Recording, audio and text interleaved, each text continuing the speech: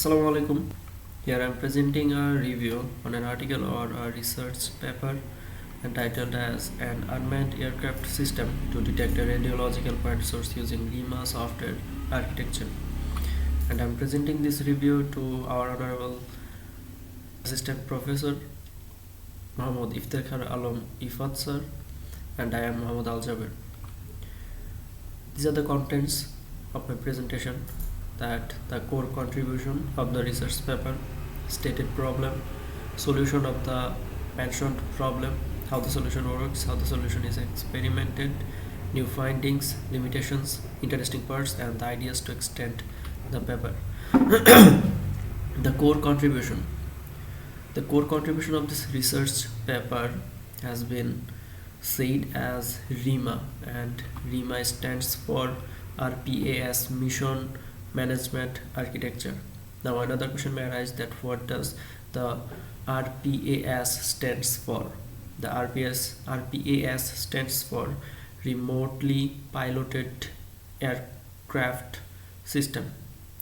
So in total we can say that Remotely Piloted Aircraft System Mission Management Architecture, which is RIMA. RIMA is the core contribution of this whole research paper, and basically this is a software architecture that is more flexible and more usable or reusable than the other existing software architecture that are available in the market. So these are the features. We'll be talking about all the features in the next slides. The stated problem. The stated problem is very normal and as expected, that the radioactive places are too much dangerous for the human being or any kind of other animal to go there and measure the radiation level. So what do the people need to do? The people would have to dress themselves with strong specialized PPE, and they just need a radiation detector with them to measure the detection. But it's so much dangerous for anyone to go any radioactive place and measure the radiation. So for this problem, the mentioned problem, the solution is the UAS, which stands for the Unmanned Aircraft System, which means that an aircraft system controlled by a man or human being but without human being, which defines the RIMA in short, I think. Then how the solution works, we will divide the whole solution, whole working procedure in 4 parts, which are hardware architecture, software architecture, radiological ground control station, and the data acquisition.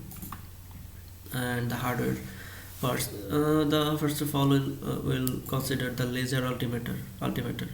Why is this component is used? To measure the altitude or the height from the ground of the aircraft system. And then the radiation detector, definitely we need a radiation detector to measure the radiation level of any place. And then the DJI F550 airframe, it's a drone that has all the hardware stuffs to do the work. As we can see here, that this is the laser altimeter to measure the altitude, and this is the Raspberry Pi 3, which is the main CPU or the control processor unit, and then the 4G modem to maintain the connection between the airframe and the ground controls station. And then the radiation detector is here, and then the Wi-Fi module, and 4G modem, both are for maintaining the connection. This is the representation of the whole hardware system. As you can see, that this is the ground side and this is the air side.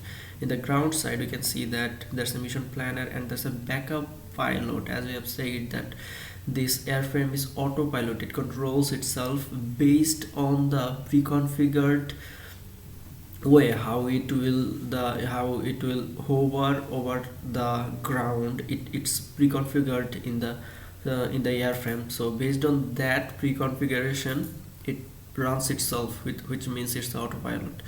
But even if but sometimes it may fail to control properly, so there's a backup pilot in the ground side and there's another ground control station in the air side. You can see that these are the radio modem, 4G modem, and Wi-Fi module is for maintaining the connection. This is the main CPU, and this is the radiation detector. With the CPU, there's a flight control unit which is PICSOC.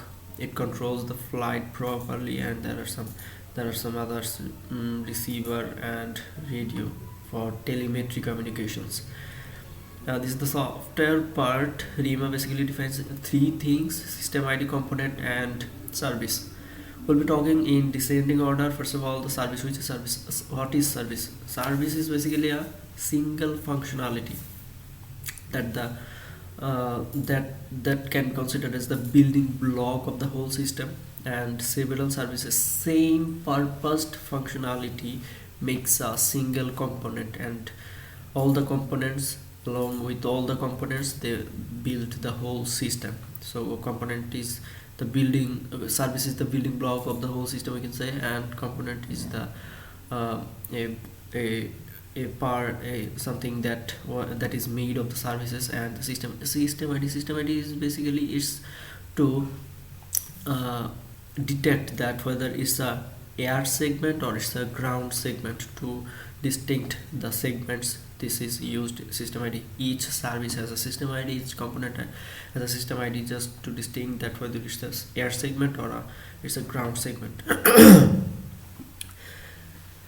Something like this is the RIMA core, or the software whole core representation, and we can see here that we have RIMA components, communication, persistent data storage, and multi-column air ground communication part. These are some subcategories of these main components. Ground control system is same like we have seen in the software part. The same thing is here. We can see the components for communication. These are the components that are responsible to maintain the communication. This is this component is responsible for data storing, and this is to multi-channel. This is for the multi-channel air ground communication. The same thing almost, you can say. Ground control station, this is something interesting, that you can see that waterfall plot window.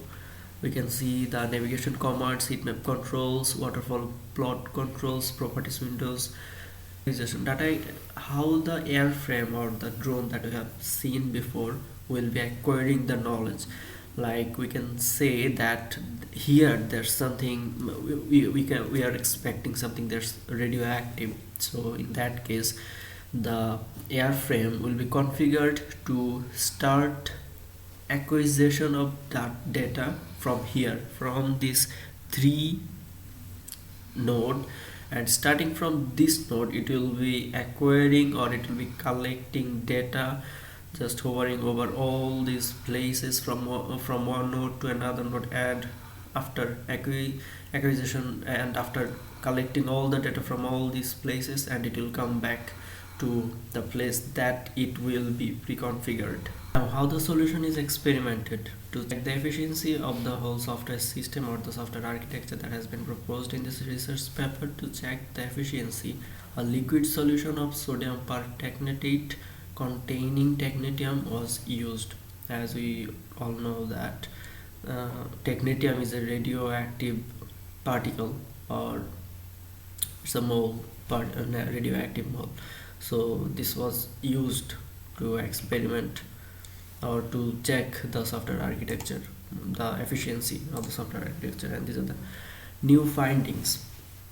The new findings, we have already seen the waterfall, and we will also see the waterfall plots in the next slides. That the waterfall plots is to represent radioactive spectra on the US ground control station. The possibility of configuring the contour map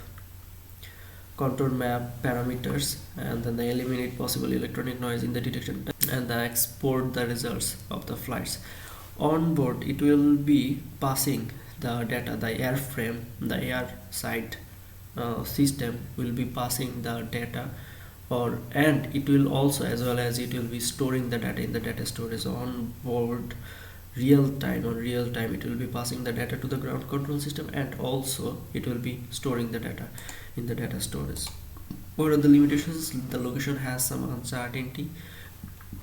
Even if the altitude works properly, that how far from the ground the airframe is there, it can be measured properly, but it has some GPS related problem. The location can has some uncertainty, and also it has influence what the distance from the too far from the ground control station, it loses its control, the proper control. And the interesting parts, basically the most interesting part that seemed most interesting to me was the real-time water plot, and ideas to extend the paper, basically using a 2" by 2" nay scintillator for performing flights at higher altitude, higher speeds, and more captures. Basically, higher altitude, the more height, more speed affects the capture. So the airframe needs to can't just go too much higher than the ground or the target area, or even it just can't fly too much in a high speed. That affects the whole data acquisition. So the paper can be extended in a way that using a new scientific, and that's it. Thank you.